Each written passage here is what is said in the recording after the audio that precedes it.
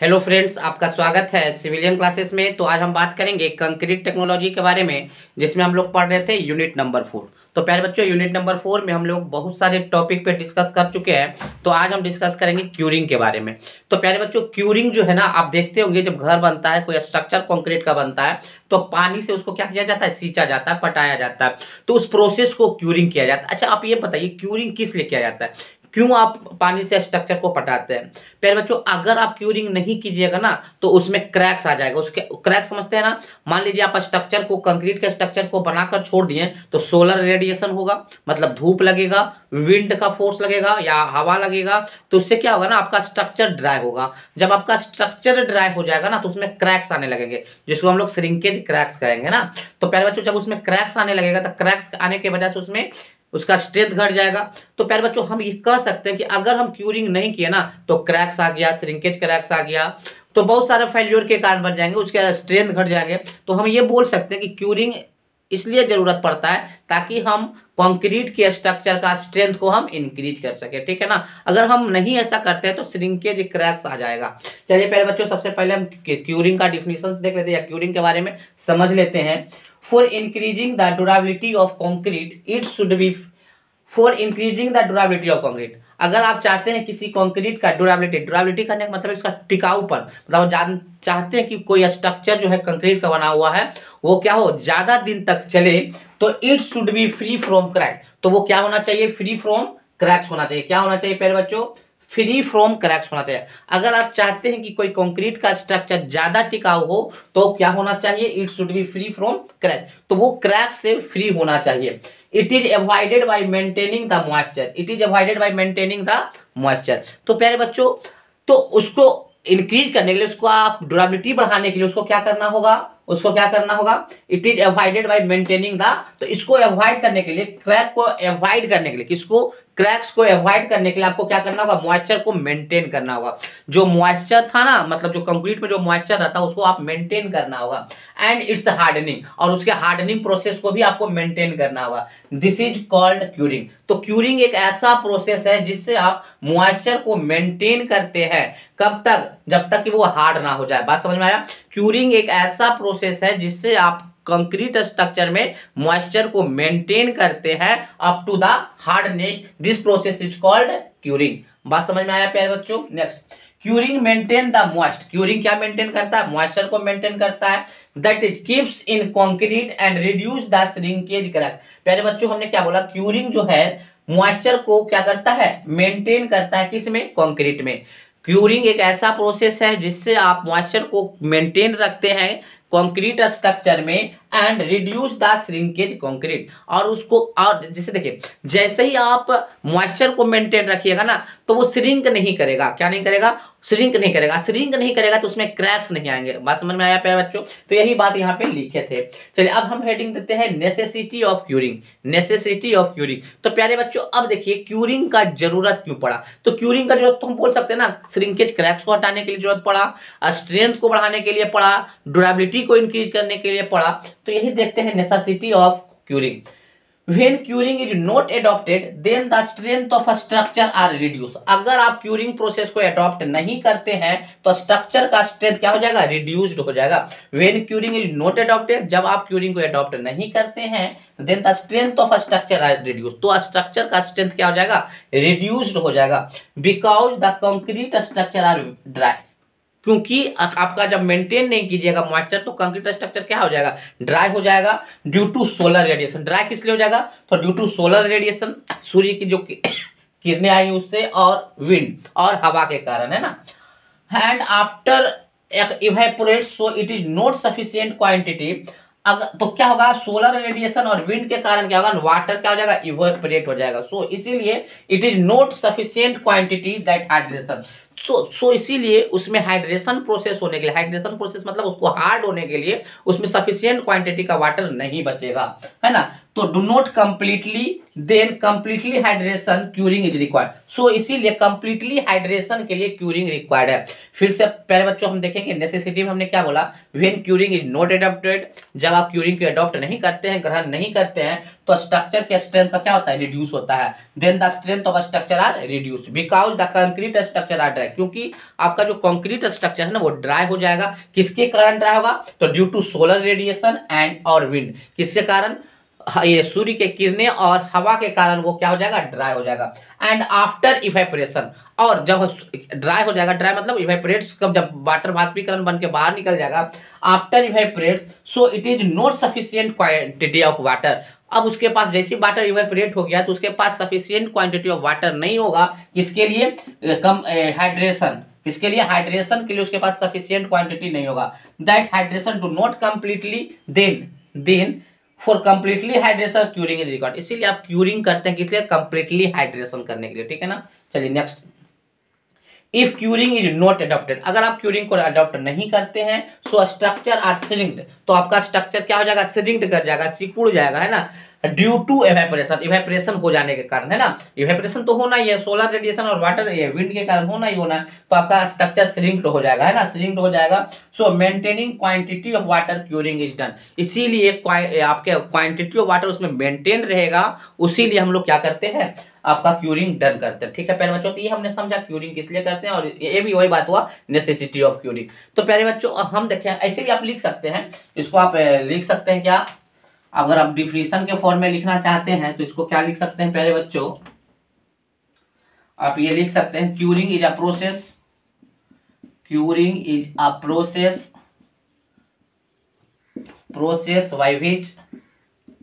by which maintaining the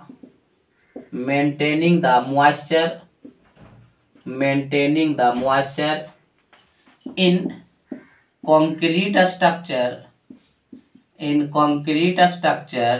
for complete hydration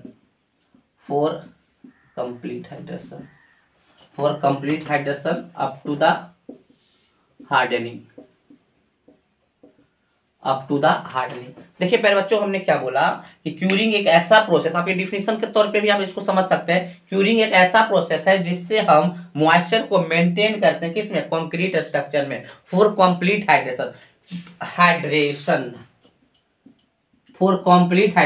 full hydration होने के लिए उसको मेंटेन करते हैं। कब तक करेंगे भाई, जब तक कि आपका कंक्रीट हार्ड ना हो जाए, ठीक है प्यारे बच्चों।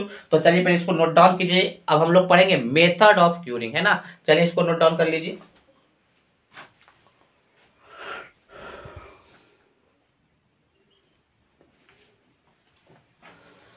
तो प्यारे बच्चों हम लोग देखेंगे मेथड ऑफ क्यूरिंग, कौन कौन से मेथड से हम क्यूरिंग को एडॉप्ट करते हैं, कौन कौन सा ऐसा मेथड है जिससे हम क्यूरिंग करते हैं। तो सबसे पहला है वाटर क्यूरिंग, वाटर के द्वारा जो क्यूरिंग किया जाता है उसको वाटर क्यूरिंग कहते हैं। दूसरा है आपका मेम्ब्रेन क्यूरिंग, तीसरा है आपका स्टीम क्यूरिंग, एंड चौथा है आपका क्यूरिंग बाई गन्नी बैग। तो देखिए प्यारे बच्चों इन सब चारों मेथड को हम लोग देखेंगे बारी बारी से। तो सबसे पहले हम लोग देखेंगे वाटर क्यूरिंग। तो वाटर क्यूरिंग किसको बोलेंगे प्यारे बच्चों, अगर आप क्यूरिंग वाटर की मदद से करते हैं तो वो आपका वाटर क्यूरिंग कहलाता है। तो curing is done by water is called water curing. अगर आप क्यूरिंग को वाटर की मदद से करते हैं तो वो क्या कहलाएगा, वाटर क्यूरिंग। वाटर क्यूरिंग में भी बहुत सारा मेथड्स आते हैं प्यारे बच्चों, जिसमें सबसे पहले पढ़ेंगे स्प्रिंकलिंग ऑफ वाटर। चलिए स्प्रिंकलिंग ऑफ वाटर वहां किया जाता है प्यारे बच्चों जहां पे आपका वाटर का क्वांटिटी बहुत ही ज्यादा हो, क्योंकि इस मेथड में वेस्टेज वाटर का बहुत ज्यादा होता है प्यारे बच्चों। जैसे मान लीजिए इस दीवार को हम कंस्ट्रक्ट किए हैं तो देखते हैं या तो गिलास से पानी से क्या करते हैं, गिलास लेकर पानी से सींच देते हैं, या पाइप लाते हैं, पानी का पाइप होता है, मोटर चला के पानी का पाइप लाते हैं और क्या करते हैं, इस तरह से दीवार को पटाना स्टार्ट करते हैं। तो प्यारे बच्चों जितना पानी स्ट्रक्चर नहीं लेता उतना उससे ज्यादा पानी आपके जमीन पे आ जाता है। वैसे आप घर में भी देखे होंगे, जब आपका घर उर बनता होगा तो पापा कहते होंगे कि जाओ दीवार को पटा कर आओ, तो आप क्या करते होंगे, क्या कहता है, बाल्टी टू बाल्टी पानी ले जाते होंगे और गिलास से मारते होंगे। तो वो आपका स्प्रिंकलिंग ऑफ वाटर, आप क्या कर रहे हैं, सरफेस पे वाटर को स्प्रिंकल कर रहे हैं। तो प्यारे बच्चों आप देखते होंगे जितना वाटर दीवार को आप देते हैं उससे कहीं गुना ज्यादा वाटर आप वेस्ट कर देते हैं, ठीक है ना। तो स्प्रिंकलिंग ऑफ वाटर से आप हॉरिजॉन्टल स्ट्रक्चर को भी आप क्यूरिंग कर सकते हैं और वर्टिकल स्ट्रक्चर को भी क्यूरिंग कर सकते हैं। तो चलिए प्यारे बच्चों हम लोग देखेंगे स्प्रिंकलिंग ऑफ वाटर। तो देखिए स्प्रिंकलिंग ऑफ वाटर में क्या है, this type of curing is adopted those places where water is present in larger quantity. प्यारे बच्चों स्प्रिंकलिंग ऑफ वाटर मतलब दिस टाइप ऑफ क्यूरिंग वही हम अडॉप्ट कर सकते हैं जहां पे, वैसे प्लेस पे अडॉप्ट कर सकते हैं जहां वाटर जो होगा लार्जर अमाउंट में, लार्जर क्वांटिटी में प्रेजेंट होगा। तो यही बात लिखा हुआ है, this type of curing is adopted those places, वैसे प्लेसेस में अडॉप्ट करेंगे वह जहां water is present in larger quantity, जहां पे वाटर का क्या होगा ज्यादा अमाउंट में मतलब प्रेजेंट होना चाहिए ना। Because wastage of water is more, क्योंकि इस मेथड में प्यारे बच्चों बहुत ही ज्यादा वाटर का क्या हो जाता है, वेस्टेज हो जाता है, ठीक है ना। Next, in this method the water is spread, इस मेथड में क्या करते हैं, वाटर को स्प्रे किया जाता है, spread on the surface of the structure, जिस स्ट्रक्चर को आप क्यूरिंग करना चाहते हैं उस स्ट्रक्चर के सरफेस पे आपको स्प्रिंकल करना है, वाटर को स्प्रे करना है। It may be vertical as well as horizontal, आपका स्ट्रक्चर वर्टिकल भी हो सकता है या हॉरिजॉन्टल भी हो सकता है। दैट मीन्स या तो ये वर्टिकल का मतलब आपका दीवार हो सकता है, कॉलम हो सकता है। अगर हम हॉरिजॉन्टल के बारे में बात करें तो वो आपका बीम्स हो सकते हैं, स्लैब हो सकता है। तो ये सब हॉरिजॉन्टल मतलब हॉरिजॉन्टल मेंबर हो या वर्टिकल मेंबर हो, दोनों मेंबर में इस टाइप के क्यूरिंग को अडॉप्ट किया जा सकता है। Next, due to sprinkling of water, water के स्प्रिंकलिंग के कारण the strength of concrete is increase, concrete का स्ट्रेंथ क्या हो जाता है, इंक्रीज कर जाता है। And reduce the drying shrinkage, और ड्राइंग श्रिंकेज भी रिड्यूस हो जाता है, मतलब श्रिंकेज कम हो जाता है। तो प्यारे बच्चों ये था स्प्रिंकलिंग ऑफ वाटर। चलिए प्यारे बच्चों इसको नोट डाउन कर लीजिए आप लोग।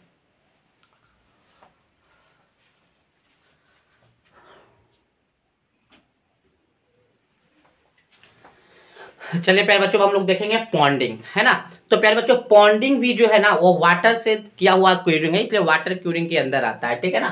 तो देखिए पॉन्डिंग मेथड में आप देखेंगे प्यारे बच्चों, आप जनरली आप देखते क्या होंगे, जब छत वगैरह बनता है ना, जब छत बनता है तो आप देखते होंगे छत को कैसे क्यूरिंग किया जाता है। देखिए मान लीजिए ये हमारा छत है, ये मान लीजिए हमारा छत है, तो उसको क्या करता है ना, रेक्टेंगुलर या स्क्वायर बॉक्स की तरह मिट्टी से घेर देता है। इस तरह से मिट्टी से घेर दिया, मिट्टी से घेरने के बाद क्या हम बोल रहे हैं, ये हमारा छत है, जो नया नया छत बना है उसको हम कैसे क्यूरिंग करते हैं, तो सारे पूरे छत को हम क्या करते हैं, छोटे छोटे रेक्टेंगुलर या स्क्वायर शेप वाले बॉक्स में कन्वर्ट कर देते हैं। वो मिट्टी के द्वारा भी कर सकते हैं या सीमेंट मोटार के द्वारा भी कर सकते हैं या मड मोटार, जनरली हम लोग घर में जो करते हैं वो मिट्टी के द्वारा ही करते हैं ना। अब रेक्टेंगुलर बॉक्स बनाने के बाद इसके अंदर क्या डाल देते हैं, वाटर को फिल कर दिया जाता है। तो वाटर फिल करने से क्या होता है प्यारे बच्चों, उसमें वाटर हमेशा बना हुआ रहेगा, उसमें वाटर हमेशा बना हुआ रहेगा। तो ये क्यूरिंग का एक प्रोसेस है जो कि पॉन्डिंग प्रोसेस कहलाता है। पॉन्डिंग इसलिए कि लगता है कि छोटा छोटा हमने पॉन्ड बना दिया है ना, वहां पे वाटर ठहर रहा है ना, वाटर ठहरा मतलब वो पॉन्ड की तरह काम कर रहा है। तो प्यारे बच्चों आप ये जो है ना पॉन्डिंग प्रोसेस जो है हमेशा हॉरिजॉन्टल स्ट्रक्चर के लिए किया जा सकता है, जैसे कि आपका छत हो या आपका कोई स्लैब हो या आपका स्टेयर केस हो, है ना। तो उस केस में आप इस टाइप के क्यूरिंग कर सकते हैं। इस टाइप में क्या करते हैं, पूरे स्ट्रक्चर को हम लोग छोटे छोटे पॉन्ड में डिवाइड कर देते हैं, और पॉन्ड में डिवाइड करने के लिए हम मिट्टी का यूज कर सकते हैं, सीमेंट मोटार का यूज कर सकते हैं, मड मोटार का यूज कर सकते हैं। ये जो लाइन देख रहे हैं ना, इसको बनाने के लिए हम मिट्टी को बना सकते हैं, सीमेंट मोटार का बना सकते हैं, इसके बाद इसमें पानी भर देंगे। बात समझ में आया, ये है आपका पॉन्डिंग प्रोसेस, ठीक है ना, क्यूरिंग करने का। तो देखिए प्यारे बच्चों हमने क्या लिखा है पॉन्डिंग में, पॉन्डिंग method of curing is used for flat surfaces. पॉन्डिंग method जो है क्यूरिंग का वो फ्लैट सर्फेस के लिए ही किया जाता है, जैसे कि स्लैब, फ्लोर, स्टेयर etc। बात समझ में आ गया। Next, in this method of curing we make the box type area. हम क्या करते हैं इस मेथड में, क्या करते हैं पूरे एरिया को छोटे छोटे बॉक्स वाले एरिया में डिवाइड कर देते हैं विद द हेल्प ऑफ, किसके मदद से, मड मोटार और cement motor and water, and after water is filled. जब ये बॉक्स बन जाता है छोटा छोटा, जब ये बॉक्स बन जाता है प्यारे बच्चों, तो इसके अंदर क्या डाल देते हैं, वाटर को फिल कर दिया जाता है। अब देखिए प्यारे बच्चों, मान लीजिए छत बनाना है, छत में मान लीजिए आपको 14 दिन 15 दिन आपको क्यूरिंग करना है। तो इस 14-15 दिन के क्यूरिंग के दौरान आपको 1 से 2 बार उसको क्या करना है, सुपरविजन करना है, ऑब्जर्व करना है, जाके कहीं हमारा ये जो बॉक्स बना है वो टूट फूट तो नहीं गया। तो 1 से 2 बार आपको पूरे क्यूरिंग के दौरान आपको 1 से 2 बार आपको क्या करना होगा, सुपरविजन करना होगा। सुपरविजन या तो टूट गया या तो उसमें पानी हो सकता है, सोलर रेडिएशन के कारण पानी इवेपोरेट हो गया होगा, तो उसमें पानी डालना होगा। इसका मतलब पूरे क्यूरिंग में आपको 1 से 2 बार आपको जाकर सुपरविजन करना होगा। तो 1 और 2 times of supervision is required for filling the water. Water को फिल करने के लिए इसमें दोबारा हो सकता है इवेपोरेशन हो गया होगा, तो वाटर को फिर से फिल करना होगा। तो वाटर को फिल करने के लिए इसमें 1 या 2 बार आपको सुपरविजन करना होगा, 1 या 2 बार आपको एक्स्ट्रा पानी फिर से डालना होगा। पॉन्डिंग method is not suitable for vertical और स्लोपिंग स्ट्रक्चर। प्यारे बच्चों इस पॉन्डिंग मेथड को हम कोई भी वर्टिकल स्ट्रक्चर या स्लोपिंग स्ट्रक्चर में इसका यूज नहीं कर सकता। आप खुद ही सोच सकते हैं वर्टिकल स्ट्रक्चर में इसको यूज कर सकते हैं क्या? इस दीवार को क्यूरिंग करना है तो पानी कैसे हम यहाँ पे पॉन्ड करेंगे प्यारे बच्चों? पॉसिबल ही नहीं है। तो ये सिर्फ और सिर्फ फ्लैट सरफेस या हॉरिजॉन्टल सरफेस के लिए ही सुटेबल है। अब हम देखेंगे क्यूरिंग बाय गनी बैग। प्यारे बच्चों ये हमने आपको चौथा नंबर में लिख दिया था क्यूरिंग मेथड में, लेकिन ये भी आपको वाटर क्यूरिंग के ही अंदर था, क्योंकि ये भी गन्नी बैग जो होता है ना, वो बालू का एक बैग होता है, बालू का बैग होता है। उस बालू के बैग को क्या करते हैं ना, बहुत सारा उसमें पानी इंटर कर देते हैं। बालू के बैग, बालू का जो बैग होता है ना, उसको हम गन्नी बैग कर रहे हैं, उसमें क्या करते हैं, बहुत सारा उसमें पानी भर देते हैं। उस पानी भरे हुए बालू के बैग को क्या करते हैं, कोई भी वर्टिकल स्ट्रक्चर या कोई भी स्लोपिंग स्ट्रक्चर पे आराम से रख दीजिए, वो आराम से वहां पे बैठा रहेगा और उसमें पानी जो है वो धीरे धीरे स्ट्रक्चर में जाता रहेगा, जिससे आपका मेंटेन रहेगा। वर्टिकल स्ट्रक्चर में अगर आप गन्नी बैग को यूज करना है तो प्यारे बच्चों, गन्नी जैसे मान लीजिए खासकर गन्नी बैग का यूज होता है कहाँ, कॉलम में, कॉलम के चारों तरफ उस गन्नी बैग को बांध देना होता है। क्या करना होता है, बांध दीजिएगा ना तो गन्नी बैग वो वर्टिकल स्ट्रक्चर में भी खड़ा रहेगा। तो देखिए प्यारे बच्चों, for vertical and sloping structure are cured then gunny bag is use. अगर आप कोई वर्टिकल और स्लोपिंग स्ट्रक्चर को क्यूरिंग करना चाहते हैं तो गन्नी बैग का यूज कर सकते हैं। Gunny bag is immersed in water. Gunny bag में वाटर भरा हुआ रहता है, इमर्ज किया रहता है, and it is kept on sloping surface. और आप उस गन्नी बैग को स्लोपिंग सरफेस पर रख दीजिए and water is spread on the bag. और वाटर को हमेशा देखिए, मान लीजिए वो सूख रहा है, अगर पानी उससे बाहर निकल रहा है तो उसमें वाटर को हमेशा छिड़कते रहिए। किस पे, गन्नी बैग पे, so that it absorb the water the help in. अब ये क्या करेगा, वाटर को एब्जॉर्ब करेगा, वाटर एब्जॉर्ब करने के बाद वो कहाँ दे देगा, स्ट्रक्चर में दे देगा। तो ये आपको क्यूरिंग में मदद करता है। ठीक है प्यारे बच्चों, तो हमने वाटर मेथड में, वाटर क्यूरिंग में जितने भी मेथड्स हैं, हम उन सारे मेथड के बारे में हम लोग पढ़े। पहला स्प्रेइंग मेथड, दूसरा पॉन्डिंग मेथड, तीसरा क्यूरिंग बाय गनी मेथड। अब हम लोग देखेंगे प्यारे बच्चों, क्या देखेंगे, मेम्ब्रेन मेथड। चलिए इसको नोट डाउन कर लीजिए।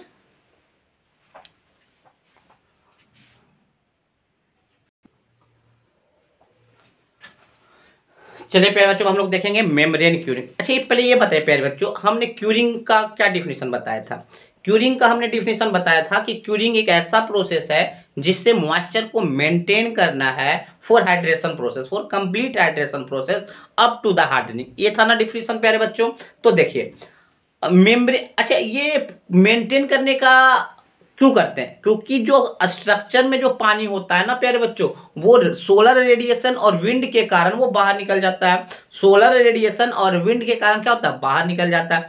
तो अगर हम एक ऐसा काम कर दें, हम एक ऐसा काम कर दें जिससे सोलर रेडिएशन और विंड के कारण वाटर को हम बाहर ही ना निकलने दें, बात समझ में आया? हमने क्या बोला, कुछ ऐसा हम प्रोसेस कर दे, कुछ ऐसा काम कर दे कि सोलर रेडिएशन और विंड के कारण वाटर को हम बाहर निकलने ही ना दे, इवेपोरेट होने ही ना दे। तो भी एक क्या हो गया, प्रोसेस हो गया, क्या, मॉइस्चर को मेंटेन करने का। तो हम क्या करते हैं ना प्यारे बच्चों, पूरे स्ट्रक्चर को क्या करते हैं, मेम्ब्रेन से ढक देते हैं, मेम्ब्रेन से उसको कवर कर देते हैं। जिससे क्या होता है ना, उस मेम्ब्रेन से क्या होता है ना कि ये जो आपका सोलर सूर्य से जो किरणें आती है ना, वो आपके स्ट्रक्चर तक नहीं पहुंच पाता है, विंड नहीं पहुंच पाता है, जिससे क्या होता है ना, वो स्ट्रक्चर में आपका मॉइस्चर मेंटेन रहता है, हाइड्रेशन प्रोसेस पूरी तरीके से हो जाता है।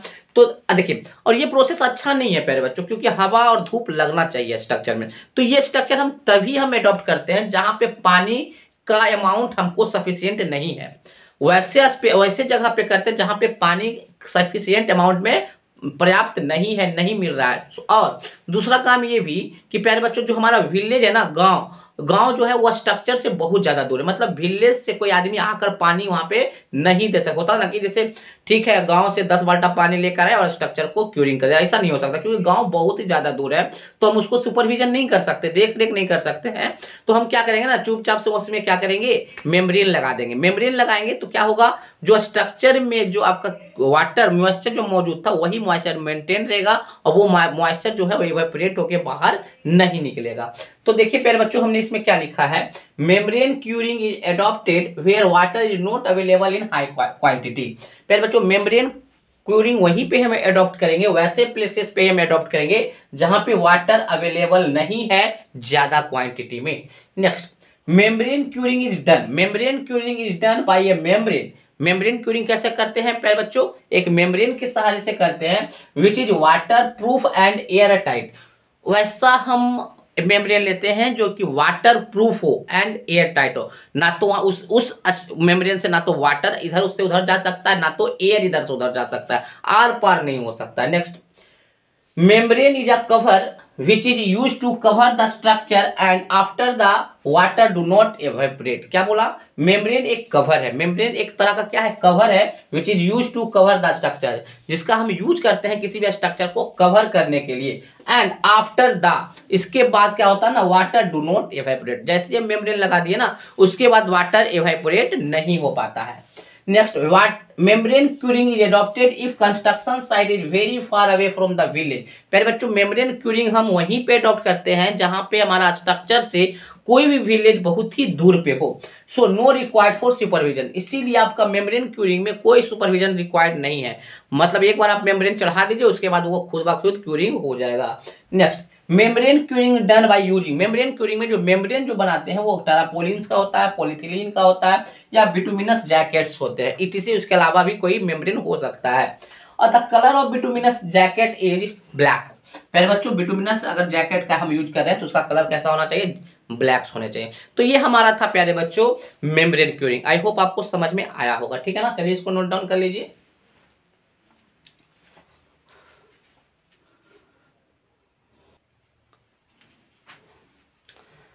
तो प्यारे बच्चों अब हम लोग देखेंगे स्टीम क्यूरिंग, है ना।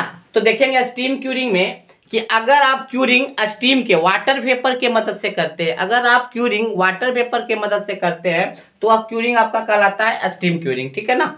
अब देखिए प्यारे बच्चों, स्टीम क्यूरिंग जो है ना वो अंडर द एटमॉस्फेरिक प्रेशर क्या किया जाता है। अगर आप स्टीम क्यूरिंग कर रहे हैं तो एटमॉस्फेरिक प्रेशर होना चाहिए, और नहीं तो फिर हाई प्रेशर स्टीम का भी यूज किया जा सकता है, ठीक है ना। जनरली एटमॉस्फेरिक प्रेशर का ही हम लोग यूज करते हैं। अब देखिए प्यारे बच्चों, स्टीम क्यूरिंग करने का क्या मकसद होता है? स्टीम क्यूरिंग करने का ये मकसद होता है कि अगर आप जल्दी जल्दी क्या चाहते हैं कि कोई कंक्रीट स्ट्रक्चर में जल्दी सा उसका स्ट्रेंथ आ जाए, तो वो आप स्टीम क्यूरिंग से कर सकते हैं। तो the steam curing method is preferred. यह मेथड मतलब स्टीम क्यूरिंग का जो मेथड है वो प्रीफर्ड होता है कहाँ? Where there is a need for accelerated strength, जहां पे आप जल्दी सा स्ट्रेंथ लाने का कोशिश करते हैं, जल्दी सा स्ट्रेंथ गेन करना चाहते हैं, तो आप इस क्यूरिंग का आप एडॉप्ट कर सकते हैं। And the concrete requires additional heat to perform hydration. प्यारे बच्चों, और इसमें क्या हो रहा है ना, एक्स्ट्रा हीट आपको मिल रहा है, मतलब वाटर के साथ साथ हीट भी मिल रहा है, जिससे उसको हाइड्रेशन प्रोसेस होने में आसानी होता है।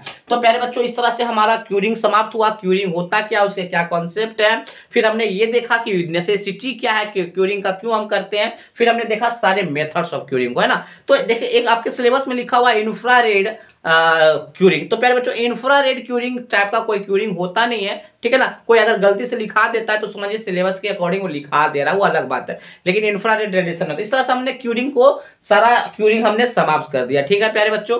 अब हम बात करेंगे फिनिशिंग के बारे में, ठीक है ना। तो चलिए इसको पहले नोट डाउन कर लीजिए।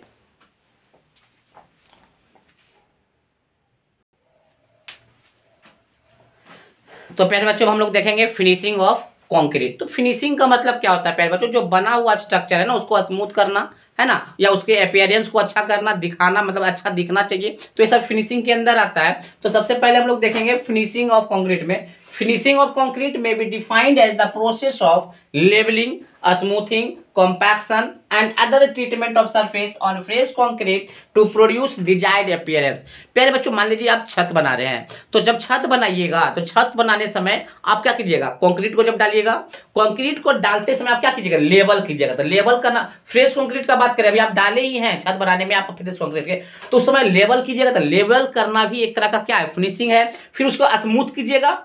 लेवल मतलब हॉरिजॉन्टल करना, स्मूथ मतलब चिकना करना, स्मूथ करना भी एक तरह का फिनिशिंग है। कॉम्पैक्शन, पहले बच्चों जो कॉम्पैक्ट करना, अगर कॉम्पैक्ट नहीं कीजिएगा तो क्या हो जाएगा? उसमें वाइड आ जाएंगे, तो कॉम्पैक्शन करना भी एक तरह का फिनिशिंग है।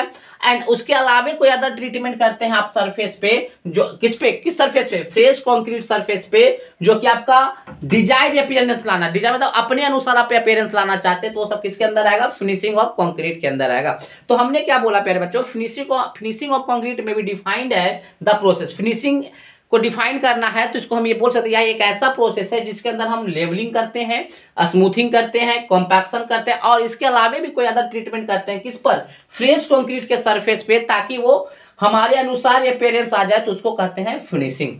अब हम लोग देखेंगे प्यारे बच्चों टाइप्स ऑफ फिनिशिंग। क्या देखेंगे? Types of finishing.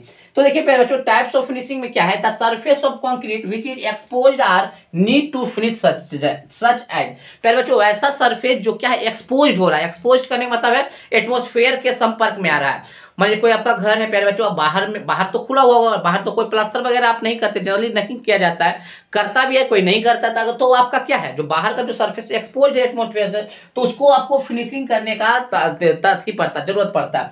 तो हम लोग देखेंगे टाइप्स ऑफ फिनिशिंग में सबसे पहला आपका सरफेस फिनिशिंग। क्या देखेंगे? Surface finishing. तो देखिए प्यारे बच्चों सरफेस फिनिशिंग में this is one of the widely used finishing. प्यारे बच्चों सरफेस फिनिशिंग सबसे ज्यादा यूज होने वाला फिनिशिंग है। प्यारे बच्चों कोई भी आप स्ट्रक्चर बनाते हैं तो उसके सरफेस को आपको फिनिश करना पड़ता है ना, तो सरफेस फिनिशिंग सबसे ज्यादा यूज होने वाला फिनिशिंग है। The concrete pavement slab is required to be plain but rough to a skid resistance। प्यारे बच्चों मान लीजिए कोई कंक्रीट पेवमेंट बना है, मतलब कंक्रीट का कोई रोड बना है, पेवमेंट का मतलब होता है रोड। प्यारे बच्चों जब आप कंक्रीट का पेवमेंट बनाते हैं तो उसमें क्या रिक्वायर्ड होता है कि आपका प्लेन बनना चाहिए, रोड आपका कैसा बनना चाहिए? प्लेन बनना चाहिए बट रफ होना चाहिए। रफ इसलिए प्यारे बच्चों की गाड़ी आपका स्कीड ना करे, स्कीड को रेसिस्ट कर सके, रोक सके। बस में अगर हम स्मूथ बना देंगे, चिकना बना देंगे तो क्या हो जाएगा प्यारे बच्चों? वो स्कीड कर जाएगा। तो अगर आप कंक्रीट का पेवमेंट बना रहे हैं तो आपको जरूरत पड़ेगा उस सरफेस को, उसके सरफेस को प्लेन करना एंड रफ करना, ताकि स्कीड रेसिस्टेंस बना रहे, ताकि वो स्कीड को रोक सके, रेसिस्ट कर सके। तो यही बात लिखा हुआ है, this is one of the widely used finishing. सबसे ज्यादा यूज होने वाला जो फिनिशिंग है वो सरफेस फिनिशिंग है। अब हम बात करते हैं अगर आप कंक्रीट पेवमेंट स्लैब का आप क्या बना रहे हैं, पेवमेंट बना रहे हैं, कंक्रीट स्लैब का पेवमेंट बना रहे हैं, तो आपको रिक्वायर्ड होगा प्लेन करने का, सरफेस को प्लेन करना होगा और रफ करना होगा ताकि स्कीड रेसिस्टेंस हो सके। Next a domestic floor. Domestic floor करने मतलब आपका घर का छत है ना। A domestic floor slab is required to be smooth, wear resistance and crack free. फिर बच्चों अगर आप घर का कोई स्लैब बना रहे हैं, घर का कोई छत बना रहे हैं, तो उसमें जरूरत पड़ेगा आपको स्मूथ करने का। रोड को स्मूथ नहीं करना है, रोड पेमेंट को स्मूथ नहीं, उसको रफ करना होता है, बट घर के छत को आपको स्मूथ करना होगा। वियर रेसिस्टेंस, इस तरह से वो टूटे फूटे नहीं, इस तरह से बनाना होगा, इस तरह से सरफेस को फिनिश करना होगा कि उसका सरफेस टूटे फूटे नहीं, इसको क्या बोलते हैं? Wear resistance. And crack free होना चाहिए, एंड इस तरह से फिनिशिंग करना है वो क्रैक फ्री रहना चाहिए। Next it should be applied in layer as possible before the base concrete is harden. प्यारे बच्चों इट ये अप्लाई किया जाता है कहाँ पे? लेयर में, मतलब लेयर बाय लेयर। जैसे मान लीजिए प्लास्टर की एक लेयर होगा, फिर उस पर पेंटिंग की वो भी एक लेयर होगा, मतलब ये तब करते हैं प्यारे बच्चों जब कंक्रीट स्लैब हार्ड हो जाता है। जो कंक्रीट स्लैब जो होता है ना वो हार्ड हो जाने के बाद आप लेयर बाय लेयर आप उस पर फिनिशिंग करते हैं, ठीक है ना।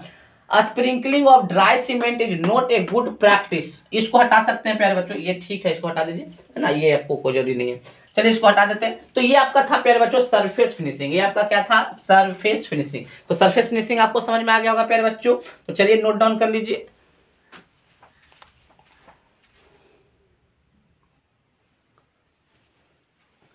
प्यारे बच्चों हम लोग देखेंगे exposed aggregate finished. Exposed aggregate finish में क्या होता है प्यारे बच्चों? देखिए आप लोग देखते होंगे कि अगर आप अच्छा अपीयरेंस चाहते हैं कभी कभी तो कंक्रीट में देखिए, घर के बाहर देखिएगा, घर का जो फ्रंट फेस होता है प्यारे बच्चों, एक एक क्या होता है ना, कलर कलर करके एग्रीगेट बाहर निकालता है जो देखने में अच्छा होता है। अगर आप देखे होंगे ऐसा ऐसा कंक्रीट में कि प्यारे बच्चों कोई कोई क्या करता है ना, अच्छा अपीयरेंस के लिए घर के फ्रंट फेस पे क्या करता है, थोड़ा सा गिट्टी गिट्टी टाइप का निकालता है, वो आपका कहलाता है एक्सपोज्ड एग्रीगेट फिनिश्ड। तो देखिए प्यारे बच्चों हम लोग क्या करते हैं, this is one of the method of giving good look to the concrete surface. प्यारे बच्चों एक बहुत ही अच्छा मेथड है एक्सपोज एग्रीगेट फिनिश, जो है एक बहुत ही अच्छा मेथड है जो कंक्रीट सरफेस को एक बहुत ही अच्छा लुक देने का। क्या हमने बोला? एक्सपोज एग्रीगेट फिनिश जो है एक बहुत ही अच्छा मेथड है किसी भी कंक्रीट सरफेस को एक अच्छा लुक देने के लिए, है ना। And provide attractive and स्कीड resistance finish, और ये क्या प्रोवाइड करता है? एकदम अट्रैक्टिव, अच्छा दिखने में, एंड स्कीड रेसिस्टेंस फिनिश। स्कीड रेसिस्टेंस करने मतलब आप उखड़ा टाइप का लगे ना, गिट्टी निकला निकला है, लेकिन देखने में अच्छा लगता है ना। तो प्यारे बच्चों स्कीड स्कीड मतलब चिकना नहीं है, तो स्कीड रेसिस्टेंस होगा, स्कीड रेसिस्टेंस फिनिश, ठीक है ना। इन दिस फिनिशिंग नेचुरल जो गिट्टी होता है प्यारे बच्चों, क्या उसको ऐसा गिट्टी यूज करते हैं जो दिखने में अट्रैक्टिव होना चाहिए, है ना। तो in this finishing natural stone aggregate भी यूज कर सकते हैं, and that are mixed into the concrete are exposed outside. वो जो नेचुरल स्टोन जो होता है प्यारे, जो क्वार्ट्ज हो सकता है, क्वार्ट्ज का गिट्टी हो सकता है, लाइमस्टोन का गिट्टी हो सकता है, ब्लैक बासाल्ट का गिट्टी हो सकता है, ग्रेनाइट का हो सकता है, या कलर्ड ग्लास का गिट्टी हो सकता है। फिर से प्यारे बच्चों समझने का कोशिश कीजिए, एक्सपोज एग्रीगेट फिनिश जो है एक बहुत ही अच्छा मेथड है किसी भी कंक्रीट सरफेस को अच्छा लुक देने के लिए। इसमें हम लोग क्या करते हैं ना, अट्रैक्टिव लुक देते हैं एंड स्किड असिस्टेंस फिनिश देते हैं। स्किड मतलब चिकना नहीं होता, अच्छा दिखने में होता है ना।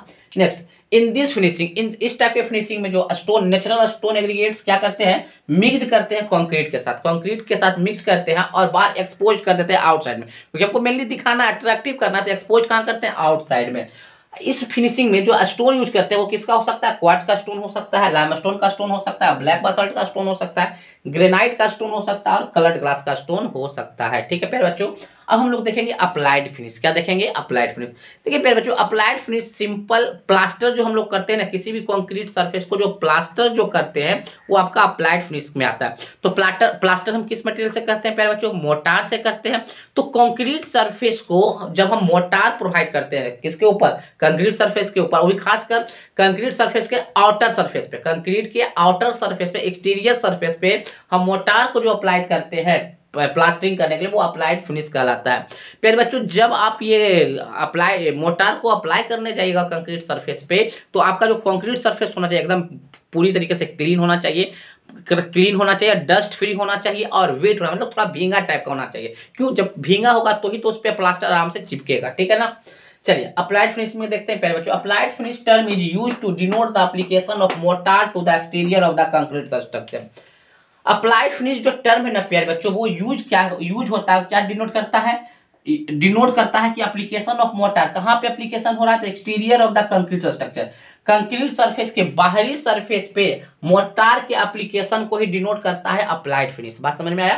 कंक्रीट सरफेस के बाहरी सरफेस पे जो हम मोर्टार को अप्लाई करते हैं, प्रोवाइड करते हैं, वही आपका अप्लाइड फिनिश के अंदर आता है। ठीक है ना। द कंक्रीट सरफेस इज, जब हम जिस कंक्रीट सरफेस पे हम मोर्टार को अप्लाई करेंगे वो कंक्रीट सरफेस क्लीन होना चाहिए, रफ होना चाहिए एंड केप्ट वेट, भींगा हुआ होना चाहिए फॉर सफिशिएंट लॉन्ग टाइम। अगर आप चाहते हैं लॉन्ग टाइम तक आपका प्लास्टर चले तो क्लीन होना चाहिए, रफ होना चाहिए एंड वेटी होना चाहिए, मतलब भींगा हुआ होना चाहिए। ओवर दिस मतलब इसका, अब इस कंक्रीट सरफेस के ऊपर मोर्टार और प्रोपोर्शन अबाउट 1:3 अप्लाई। पहले बच्चों, अब आप उस क्लीन सरफेस पे मोर्टार को अप्लाई कीजिए। जो मोर्टार को आप अप्लाई कर रहे हैं ना, उसमें सीमेंट और सैंड का जो रेशियो होना चाहिए 1:3 का होना चाहिए। मोर्टार किसको कहते हैं, सीमेंट और सैंड के रेशियो को कहते हैं, सीमेंट और सैंड के मिक्सचर को कहते हैं। तो सीमेंट और सैंड में जो प्रोपोर्शन होना चाहिए 1:3 होना चाहिए। तो ये प्यारे बच्चों था अप्लाइड फिनिश। ठीक है ना। चलिए इसको नोट डाउन कर लीजिए।